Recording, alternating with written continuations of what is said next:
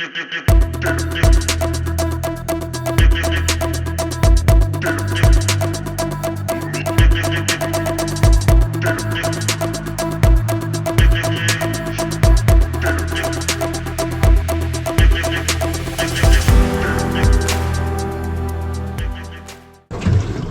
so I've just come out to this nanny guy mark. I'm going to drop down a berserker rig with a couple of squids and see what we can get.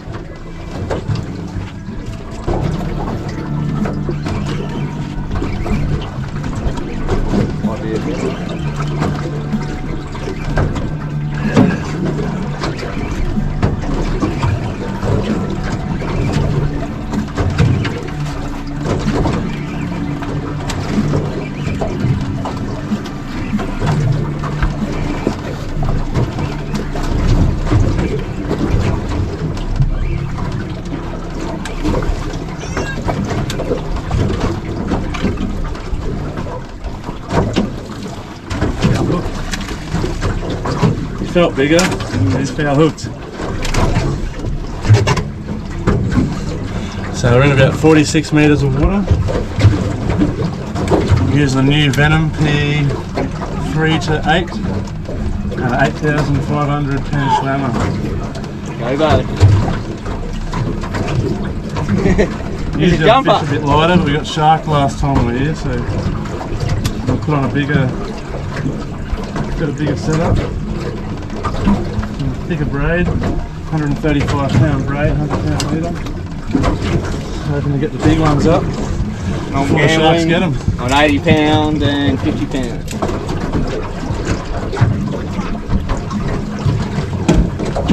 Oh, neighbour's not happy.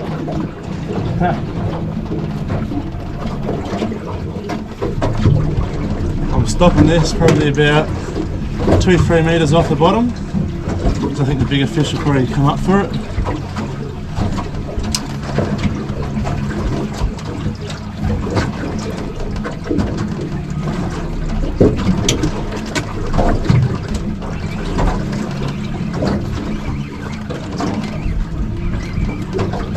There's a lot down there, they're not real big, there's got to be a few big ones in between.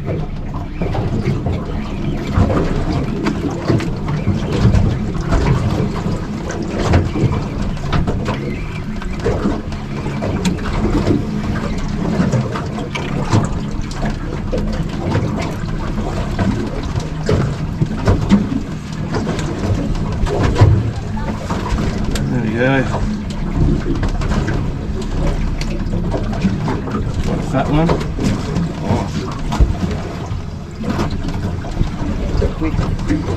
I'm using this coloured line so I can tell when it's a bit off the bottom, I can stop it. So I know when it gets to the orange, do the first cast as a test. When it gets to the orange, I know I'm just off the bottom. So I'll stop it there.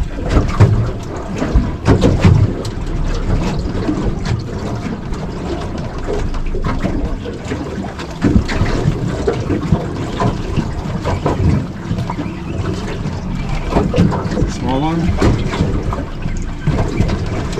A lot of small ones out there. I want to throw on a bigger bait. Let's see if we can get a bigger one.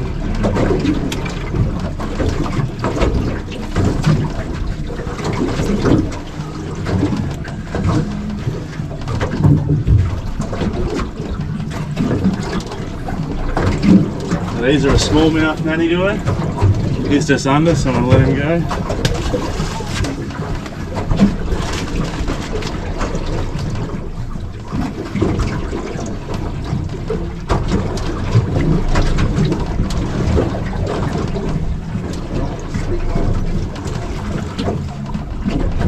Put him on the bottom.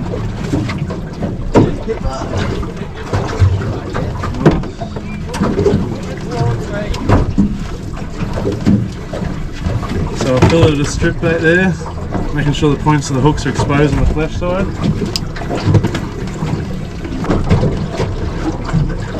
Fucking time.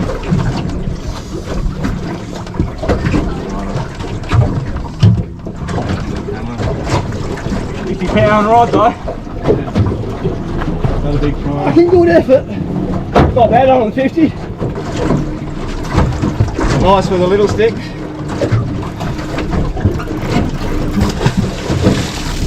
Woo! Aaron's in trouble. Pulling drag on fucking the big one.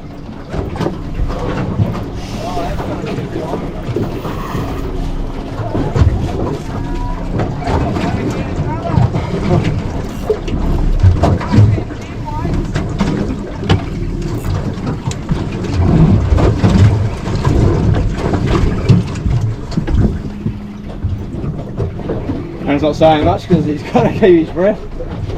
It's big.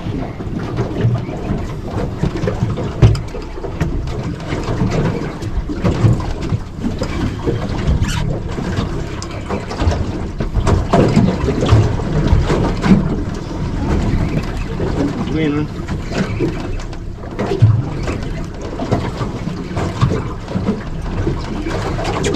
Got colour.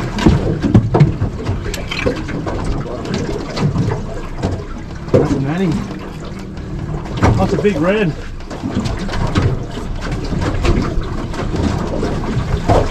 Nice. Lord.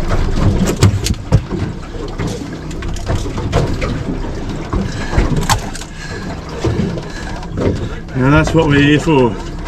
Big red emperor like that. The elusive red.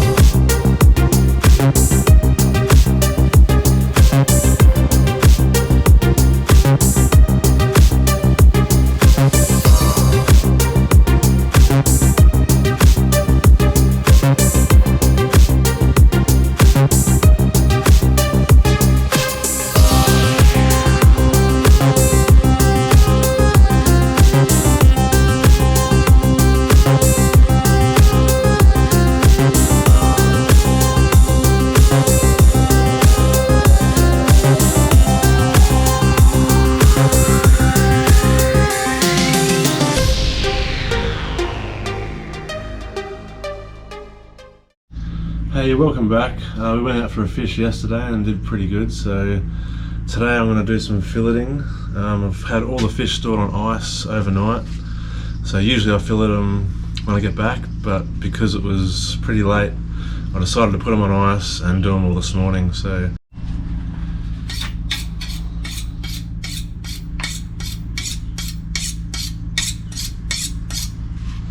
alright, so I'm using a Victorinox knife, which is one of my favourite. I got a Prime Line Geyser knife as well, and another Victorinox. So I use one for skinning, one for getting around the bones, and one for getting the main part of the fillet off. Sometimes I'll use this for the whole thing, depending on what kind of fish. I use a different knife, but I'm probably going to use this for most of it today. The key is you got to have a razor sharp knife. So always make sure you sharpen your knife after every couple of fish, because the blunt knife is usually where you come into trouble and end up cutting yourself because it gets stuck and then slips. So sharp knife is key.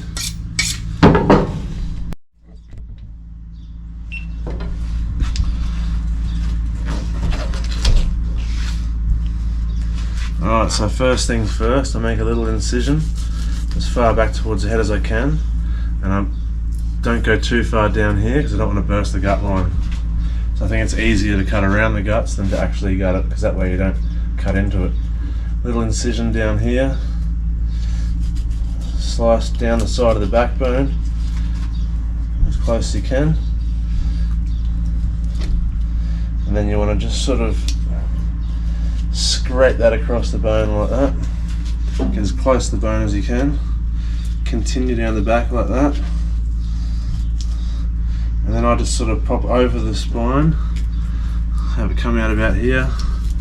Do that last little bit of the tail, Then I'll work the other side of the spine, just scraping across that again. Then I'll cut through the pin bones and then start scraping over the pin bones like so, over the rib cage. Sorry. And there we go. There's a felt like that, the rib cage. There's a little thin bit of meat you can get there, but I find it cooks a bit too fast and that's not really worth it. So again, on this side, the second side's always harder because there's nothing holding the fish up. It's a bit more bent, so I'll still run the knife down the spine.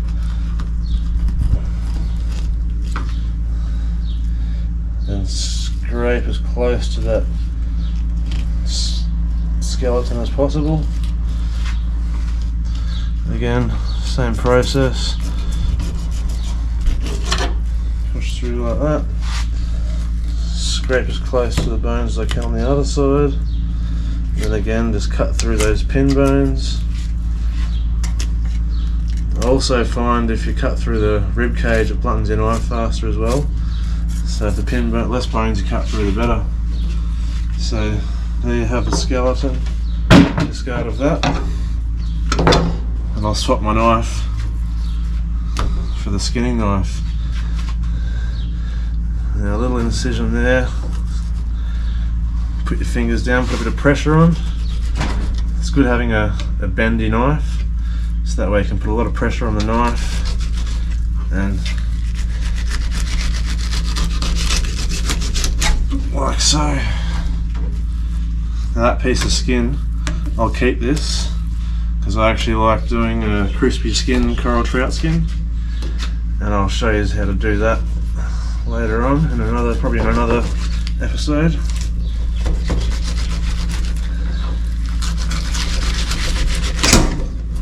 And it's real tasty. Once you've done that, all you got left here is a little row of pin bones. You can sort of see them down here. So slice either side of that row of pin bones. Cut that out. Same on this one.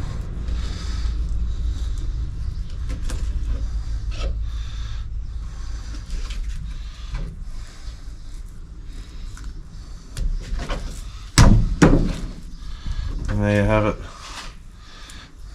Two perfect fillets of coral trout.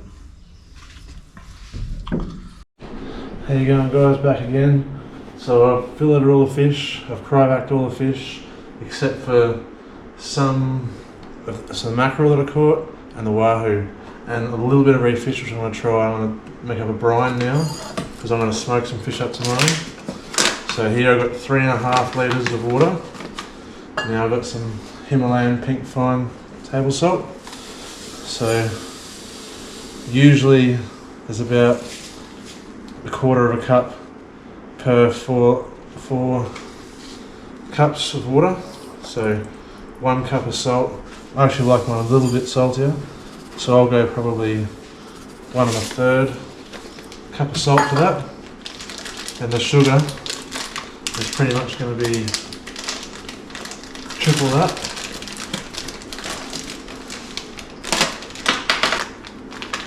Make it 4.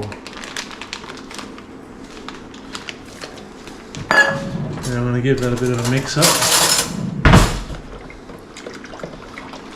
Try and dissolve all that sugar and salt. Now from here, this is like a basic brine for seafood. I'm actually going to add a few more flavours just to put a bit of a twist on it, which I always like to do. So I've got some soy sauce here. I'm going to put some soy sauce in there.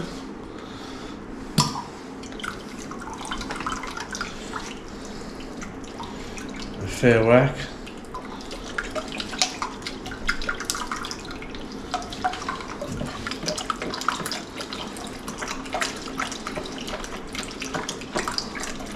So I'm going to put about half this bottle in. It's a 500ml bottle, so that's about 1 cup. I'm just grabbing some garlic from the fridge. Here I've put some minced up garlic. And I'm going to put a couple of heaped tablespoons of that in there. Break that garlic up. And then all the wahoo.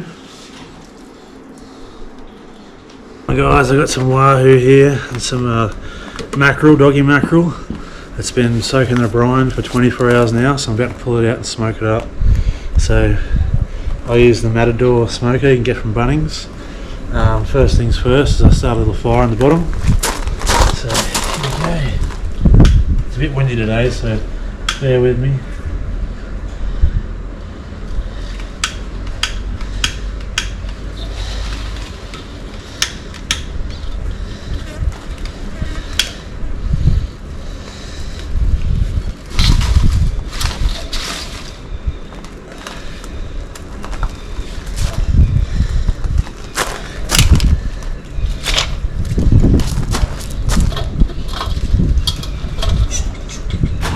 So I've got some big chunks of applewood here, which I'm just chucking on around there to get a nice flavour into it.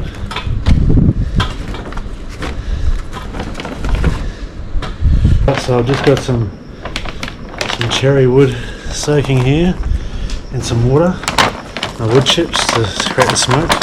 Always choose something that's a bit of a fruity flavour, seems to work best with fish. And I'm just throwing all the fish on the tray.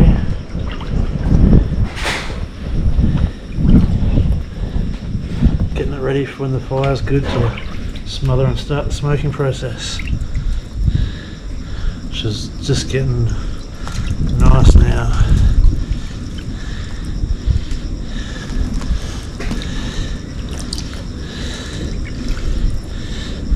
I like to leave a little gap in between each bit of fish so you get ample amount of smoke around, like yay, and that's good. I'll go one more layer and then we'll get ready to throw it in. Alright, so that's been about 45 minutes. We're going to have a look. I reckon it'll be ready.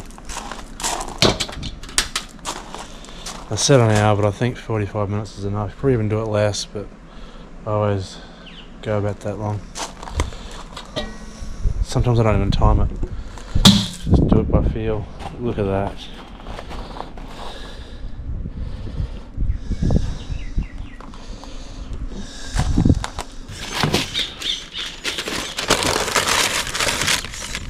Layer it all up with a bit of greaseproof paper. I'll tell you what, the next day, cold out of the fridge, this is an awesome snack.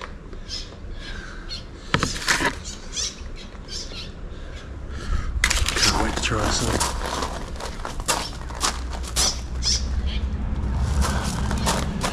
I'll try a bit of this thin stuff.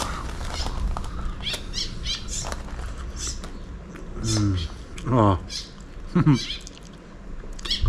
that's delicious.